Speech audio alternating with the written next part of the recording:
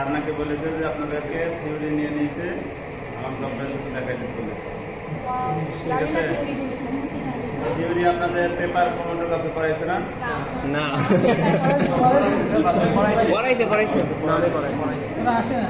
Paper chromatography, সেই paper chromatography আপনাদের first প্র্যাকটিক্যালে থাকবে। এটা ফার্স্ট প্র্যাকটিক্যালে খুব ইজি কাজ, বায়োকেমিস্ট্রির মধ্যে খুবই ইজি। গ্রুপে জব থাকবে, সব কিছু গ্রুপে। ঠিক আছে, এটা পরে দেখা যাবে। এখন আমাদের সামনে, সবার সামনে যে 4 বছর একটা পেপার দিচ্ছি, এটা হচ্ছে ক্রোমাটোগ্রাফি পেপার। ঠিক আছে, অতি কষ্ট হচ্ছে কিন্তু পরে কিন্তু আর বলবো না। এটা হচ্ছে ক্রোমাটোগ্রাফি পেপার। এই পেপারের নাম কি হচ্ছে? হটম্যান নাম্বার 1। হটম্যান নাম্বার 1 লিখ, হটম্যান নাম্বার 1, হটম্যান নাম্বার 1 এই পেপারের নাম। এটা সেলুলোজ পেপার। এই পেপারে আমরা কাজ করব অ্যামাইনো অ্যাসিডে। ঠিক আছে, অ্যামাইনো অ্যাসিড দিয়ে আমরা বিভিন্ন, আমাদের অ্যামাইনো অ্যাসিড হচ্ছে 6টা, 4টা নন আর 2টা আননোন। 2টা আননোনের মধ্যে ওই 4টা ননটাই 2টা আননোনের মধ্যে দেওয়া থাকবে। আপনাদের ক্রোমাটোগ্রাম যখন বের হবে ডিসপ্লে পরে, তখন আপনাদের আরের ভ্যালুর মাধ্যমে ওটা নির্ণয় করা লাগবে কার মধ্যে কি ছিল। ঠিক আছে, এটা খুবই সহজ। এখন বলতে গেলে কঠিন, কাজ করতে গেলে সহজ। ঠিক আছে, এখন আমাদের ক্রোমাটোগ্রাফির যে চেম্বারটা আছে, সেই চেম্বারটার প্রথমে মাপ হচ্ছে 4 ইঞ্চি। ঠিক আছে, তাহলে আমরা আরেকটু বলে নিই যে আমরা এখানে পেন ইউজ করবো না এই ব্যাপারে। ঠিক আছে, এখানে আমরা পেন্সিল ইউজ করবো। পেন ইউজ করবো না কেন? এখানে আমরা যে সলভেন্টটা দিই 3:1:1 n butanol acetic acid water, distil water. ঠিক আছে, এটা মিলে আমরা একটা সলভেন্ট বানাই।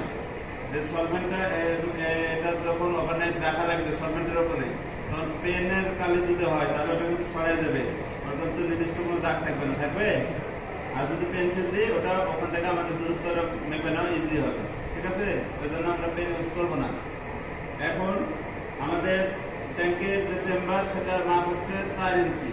আমরা 0 থেকে 4 স্কেল দিয়েছি না, এই স্কেল ধরে 0 থেকে 4 ইঞ্চি, এখান থেকে 4 ইঞ্চি, দুই পাশে দুটো স্পট দিলাম, সাইডে ছোট করে স্পট দিলাম, 2 দাগ অ্যাড করে নেব সরলরেখা। ঠিক আছে, তাহলে আমরা যে অ্যামাইনো অ্যাসিড দেবো ওটার জন্য একটা রাস্তা তৈরি করলাম। তারপরে এখন যদি আমাদের 6টা যে অ্যামাইনো অ্যাসিড দেবো, ওটা যদি আমরা সাইডে দিই, তাহলে ওটা যখন রান করবে তখন কিন্তু ওটা বাইরে চলে যেতে পারে, তখন ওটার কোনো ক্রোমাটোগ্রাম আসবে না। ঠিক আছে, সুতরাং আমরা 1.5 ইঞ্চি ফাঁকা রেখে, যে দাগটা দিলাম 1.5 ইঞ্চি ফাঁকা রেখে স্পট দেবো, মানে এপাশে 1.5 ইঞ্চি মাইনাস করে এখানে স্পট, এখানে একটা, তাহলে কয়টা হলো? 2টা। আমরা কিন্তু দাগে দেবো যে দাগটা দিলাম। এখন আর কয়টা দেওয়া লাগবে? 4টা। এখন এখান থেকে এখানে মাপ নিয়ে 5 দিয়ে ভাগ দিলে দেখবেন 4টার সমান মাপ চলে আসবে। ঠিক আছে, 4টা দিয়ে দিলেন, 4টা স্পট দেওয়ার পরে ওটা আমাদের চেম্বার হলো। তখন আমরা অ্যামাইনো অ্যাসিডের যে বক্সটা দেবো, ওখানে এই 6টার নাম দেওয়া আছে। এই 6টার নাম 6টার নিচে 4 ইঞ্চি এর নিচে আমরা লিখে দেবো পেন্সিল দিয়ে। ঠিক আছে, পেন্সিল দেওয়ার পরে যখন ওটা আমরা দিব, তখন আমি দেওয়া শিখাই দেবো। ঠিক আছে, এখন আপনাদের যেটা বললাম অন্তত এটাতে পারবেন। 4 ইঞ্চি 4 ইঞ্চি দাগ, 1.5 ইঞ্চি 1.5 ইঞ্চি ফাঁকা, দুই পাশে আর মিডিলে 4 ইঞ্চি, মানে এই 4টা স্পট সমান ধরতে। একদম যদি সমান না হয়, মানে একটু 19-20 সমস্যা। ঠিক আছে,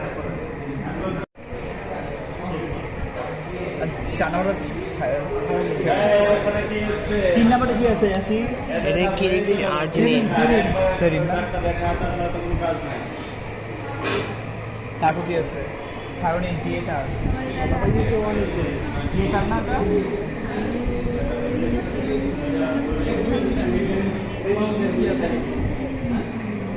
তুমি কিছু বলবা? কিছু বলবা বন্ধু? কিছু বলবা?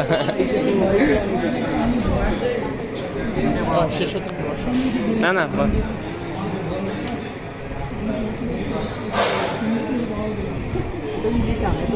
পেপারের উপর দিয়ে নিয়ে যাবেন না, পেপারের উপর দিয়ে নিয়ে আসবেন না, কারণ ছিটাপোটা পড়তে পারে।